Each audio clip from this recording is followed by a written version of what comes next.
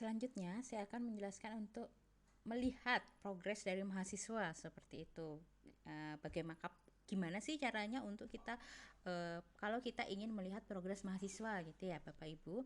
Kita klik yang Administer Learners. Di sini ada General. Kita buka satu-satu. Yang General ini adalah facilitators in this class. Jadi mahasiswa itu adalah di sini setting facilitator. Jadi di kelas ini dosennya ada saya, ada Bu Lina, dan yang memantau atau sebagai tim auditnya itu ada GJM, Fakultas Sains Teknologi, dan ada OOC UMKT, yaitu di sini adalah Unit Open Learning UMKT. Jadi kita di sini dipantau terus oleh mereka apakah benar terjadi perkuliahan di Open Learning. Selanjutnya di sini ada timeline.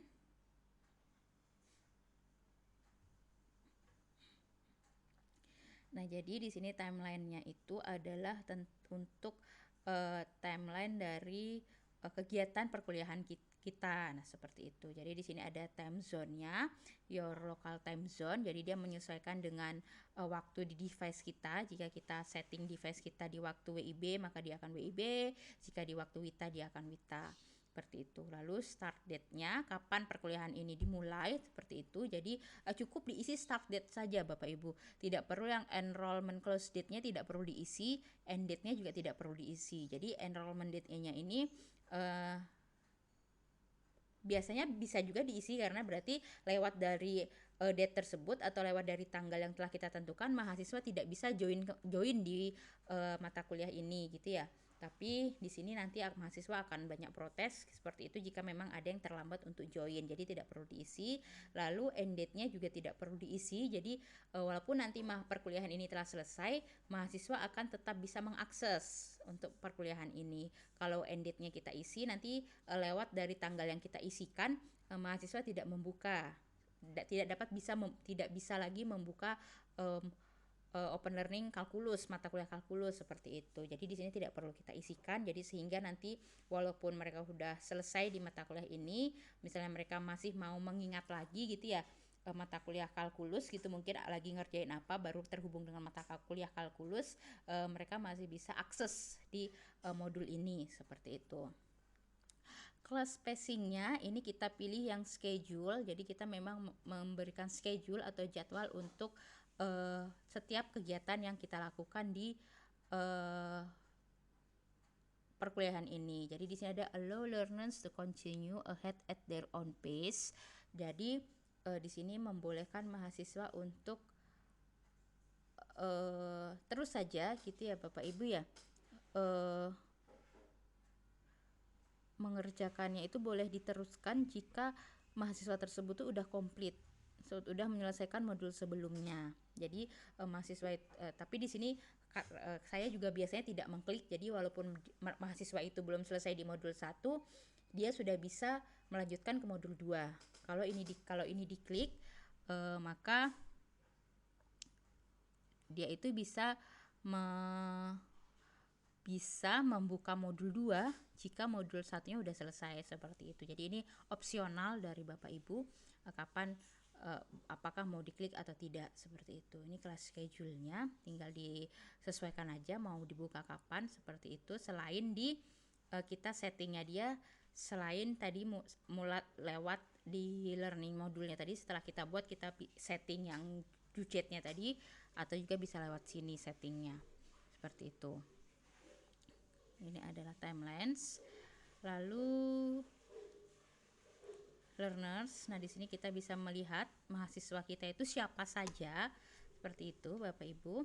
Nah, di sini kita bisa lihat mahasiswa kita siapa saja yang join di kelas kita dan progresnya itu sudah berapa. Jadi contoh nih Alan Evin Girardi belum ada progresnya. Lalu Aldi Fazrian masih 25%. Lalu Dharma Krishna masih 25% juga. Lalu ada Nurwansa sudah 100%, seperti itu ya Bapak Ibu. Jadi di sini bisa dilihat progresnya. Tadi dengan catatan jika kita menggunakan progres ini untuk dinilai, modul dosen sebelumnya di unklik saja. Jadi dia tidak dimasukkan ke progres. Tapi jika di progres ini kita tidak masukkan di penilaian, dibiarkan saja, diklik saja tidak apa-apa. Tapi kalau memang progresnya mau dilihat, modul yang dosen sebelumnya di-unklik saja. Jadi yang terhitung progres adalah modul dosen yang sekarang. Seperti itu. Lalu nanti progres ini juga bisa diekspor datanya jika di pertemuan akhir ya, untuk dimasukkan ke rekapan nilai akhir seperti itu. Dan di sini kita juga bisa mempertimbangkan antara active time dan progress. Jadi seharusnya di sini berbanding lurus. Saat active time-nya itu tinggi, berarti progresnya juga harus tinggi, dan sebaliknya. Jika di sini progresnya udah 100%, tapi ternyata dia di active time-nya sini baru 7 menit atau 10 menit, itu berarti tidak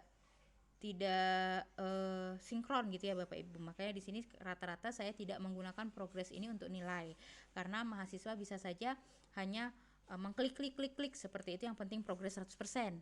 Mereka tidak memperhatikan active time-nya.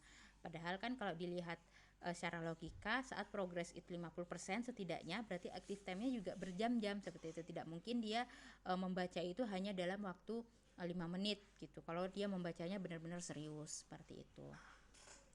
Lalu ada statistik.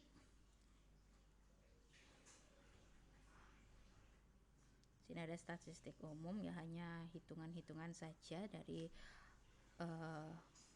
rekapan seperti itu. Lalu ada advance. Nah, jadi di sini tadi untuk administer learners, Bapak Ibu hanya perhatikan saja di tab timeline learner dan learner saja. Jadi yang tab-tab lainnya seperti statistik, advance ini tidak perlu diutak-atik, tidak perlu ada yang diutak-atik ya Bapak Ibu. Jadi tadi hanya di learners jika ingin melihat progress, dan di timeline jika mau melihat timelinenya kegiatan perkuliahan kita seperti itu. Ini untuk administer learners. Demikian, semoga Bapak Ibu ada mendapatkan informasi yang bisa membantu untuk mendesain mata kuliah di Open Learning. Selanjutnya saya akan memberikan penjelasan tentang assessment. Seperti itu, bagaimana cara kita mendesain assessment. Terima kasih.